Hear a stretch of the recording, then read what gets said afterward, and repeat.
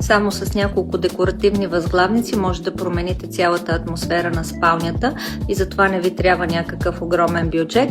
За една средно голяма спалня ви трябват между 3 и 7 броя възглавници, като естествено, че е важен комфорта на матрака, но когато към него добавите и няколко красиви възглавници, вече съвсем променяте цялата атмосфера на стаята.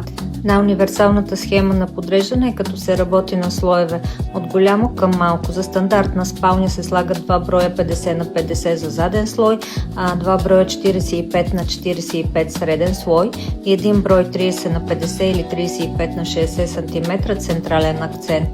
Симетрично разположените дават спокойствие и ред. Използват се най-често за минимализъм, скандинавски стил или класически интериор. Асиметричната модерна визия, едната страна е по-плътна, другата по-лека, изглежда естествено подредено. Най-луксозната, това е когато имаме слоеве плюс текстури плюс продълговата отпред. Това е визията на бутиковите хотели. Как се комбинират шарките? Както в предишното видео споменах, използваме формулата едър десен плюс фин десен плюс текстура плюс едноцветен баланс. Например, рае или геометрия, финна щампа, плетена текстура, лен или памук в неутрал.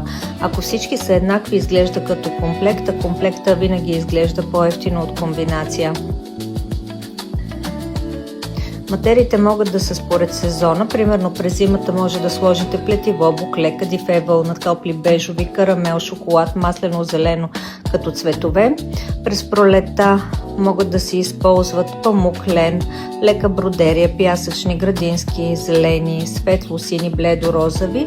За лятото добре стои лен, текстуриран памук, бяло, пясък, избелени тонове, а за есента има нужда от дълбочина, кадифе, жакард, по-плътни материи, теракота, ръжда, горски тонове.